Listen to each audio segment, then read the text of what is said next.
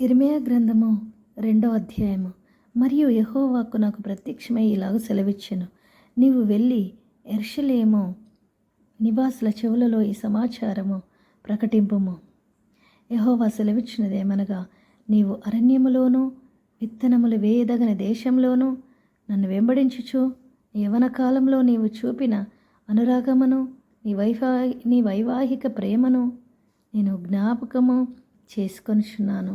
అప్పుడు ఇశ్రాయేలు యెహోవాకు ప్రతిష్ఠితమును ఆయన రాబడికి ప్రథమ ఫలమును ఆయను. అతని లయపరచు వారందరూ శిక్షకు పాత్రులైరి, వారికి కీడు సంభవించును.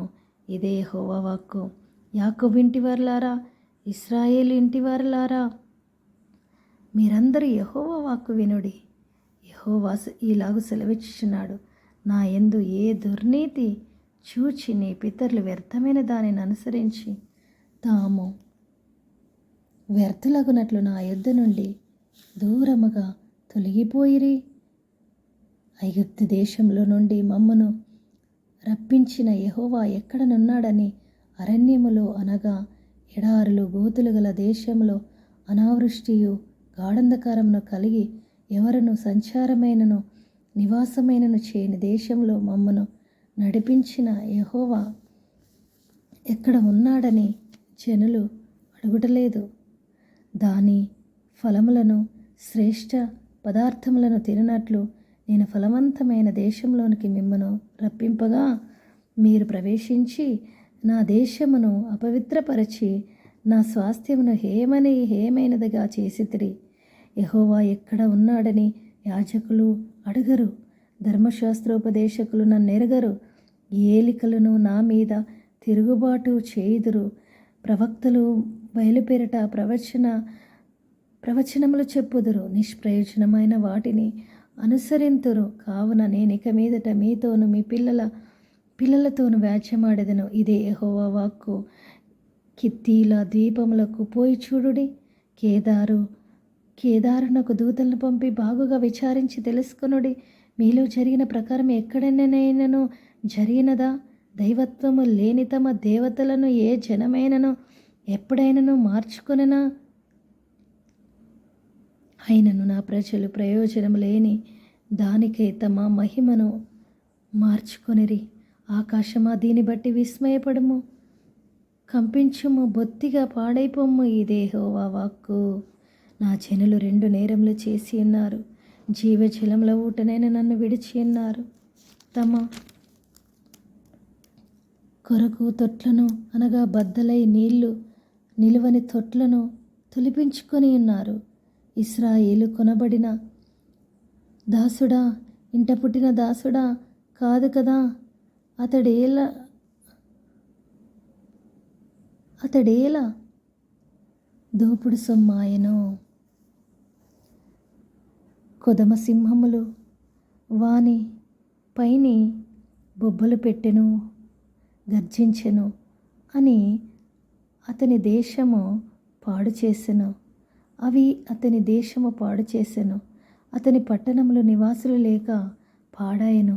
నోపు, తహపనేసు అను పట్టణముల వారు నెత్తిని బద్దలు చేసిరి. నీ దేవుడైన యెహోవా నిన్ను మార్గంలో నడిపించుచుండగా నీవు ఆయనను విసర్జించట వలన నీకు నీవే ఈ బాధ కలగజేసి కొంటివి గదా.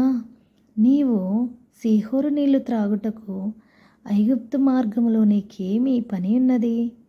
యూఫ్రటీసు నది నీళ్లు త్రాగుటకు అష్షూరు మార్గంలో నీకేమి పని ఉన్నది? నీ దేవుడైన యెహోవాను విసర్జించుటయు నీకు నా ఎడల భయభక్తులు లేకుండుటయు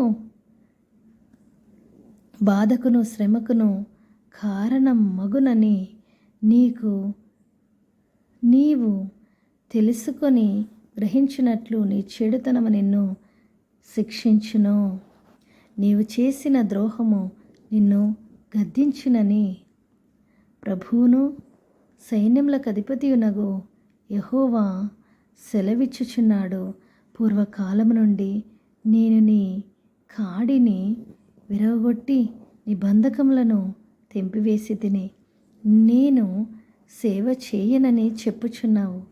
ఎత్తైన ప్రతి కొండ మీదను పచ్చని ప్రతి చెట్టు క్రిందను వేశ్యవలె క్రీడించుచున్నావు. శ్రేష్టమైన ద్రాక్షవల్లి వంటి దానిగా నేను నాటి తిని, కేవలము నిక్కమైన విత్తనము వలని చెట్టు వంటి దానిగా నిన్ను నాటి తిని, నాకు జాతిహీనపు ద్రాక్షవల్లి వలె నీ చెట్టు భ్రష్ట సంతానమైతివి. నీవెట్లు భ్రష్ట సంతానమైతివి? నీవు క్షారముతో కడుగుకొనినను విస్తారమైన సబ్బు రాచుకొనినను నీ దోషము మరకవలె నాకు కనబడుచున్నది. ఇది ప్రభువు యెహోవా వాక్కు. నేను అపవిత్రత నొందిన దానను కాను, బయలుదేవతల ననుసరించి పోవుదానను కాను అని నీవు ఎట్లనుకొందువు? లోయలోని మార్గమును చూడుము, నీవు చేసుకుని దాన్ని తెలుసుకొనుము. నీవు త్రోవలలో ఇటు అటు తిరుగులాడు వడిగల ఒంటెవు, అరణ్యమునకు అలవాటు పడిన అడవిగాడిదవు. అది దాని కామతురత వలన గాలి పీల్చును. కలిసి కొనున్నప్పుడు దాని త్రిప్పగలవాడెవడు? దాని వెదకు గాడిదలలో ఏదియు అలసి ఉండదు. దాని మాసములో అది కనబడును. జాగ్రత్తపడి నీ పాదములకు చెప్పులు తొడుగుకొనుము. నీ గొంతుక దప్పికొనకుండానట్లు జాగ్రత్త పడము అని నేను చెప్పినను నీవు ఆ మాట వ్యర్థము వినను. అన్యులను మోహించి తిని వారి వెంబడి పోదనని చెప్పుచున్నావు. దొరికిన దొంగ సిగ్గుపడినట్లు ఇశ్రాయేలు కుటుంబము వారు సిగ్గుపడుదురు. నీవు మా తండ్రివని మ్రానుతోనూ, నీవే నన్ను పుట్టించేదివని రాతితోనూ చెప్పుచు, వారును వారి రాజులను వారి అధిపతులను వారి యాజకులను వారి ప్రవక్తలను అవమానము నొందుదురు. వారు నా తట్టు ముఖము త్రిప్పుకొనక వీపునే త్రిప్పుకొనిరి. అయినను ఆపత్కాలములో లేచి మమ్మను రక్షింపమని వారు మనవి చేదురు. నీకు నీవు చేసుకున్న దేవతలు ఎక్కడనున్నవి? అవి నీ ఆపత్కాలంలో లేచి నిన్ను రక్షించునేమో. యూదా నీ పట్టణములెన్నో నీ దేవతలన్నీయే గదా.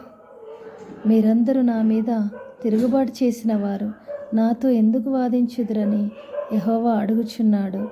నేను మీ పిల్లలను హతము చేయుట వ్యర్థమే. వారు శిక్షకు లోబడరు. నాశన వాంఛగల సింహము వలె మీ ఖడ్గము మీ ప్రవక్తలను సంహరించుచున్నది. ఈ తరము వారలారా, యెహోవా సెలవిచ్చు మాట లక్ష్యపెట్టుడి. నేను ఇశ్రాయేలునకు అరణ్యము వలెనైతినా, గాఢంధకార దేశము వలెనైతినా?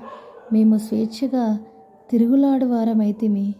ఇకను నీ యొద్దకు రామని నా ప్రజలేలా చెప్పుచున్నారు? కన్యక తన ఆభరణములను మర్చిన, పెళ్లి కుమారి తన వడ్డానమును మర్చిన నా ప్రజలు లెక్కలేనన్ని దినములు నన్ను మర్చి ఉన్నారు. కామము తీర్చుకొనుటకై నీవెంతో ఉపాయముగా నటించుచున్నావు. అందువలన నీ కార్యములు చేయుటకు చెడు స్త్రీలకు నేర్పితివి కదా. మరి నిర్దోషులైన దీనుల ప్రాణ రక్తముని బట్ట చెంగుల మీద కనబడుచున్నది. కన్నముల లోనే కాదు గాని నీ బట్టల మీదనూ కనబడుచున్నది. ఆయనను నేను నిర్దోషిని, నిశ్చయముగా ఆయన కోపము నా మీద నుండి తొలగిపోయానని చెప్పుకొనుచున్నావు. ఇదిగో, పాపము చేయలేదని నీవు చెప్పిన దాన్ని బట్టి నీతో నాకు వ్యాజ్యము కలిగినది. నీ మార్గము మార్చుకొనుటకు నీవేళ ఇటు అటు తిరుగులాడుచున్నావు. నీవు అష్షూరును ఆధారము చేసుకొని సిగ్గుపడినట్లు ఐగుప్తును ఆధారం చేసుకొని సిగ్గుపడదవు.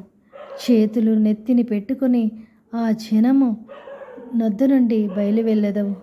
యెహోవా నీ ఆశ్రయములను నిరాకరించుచున్నాడు. వాటి వలన నీకు క్షేమము కలుగదు. ఆమెన్.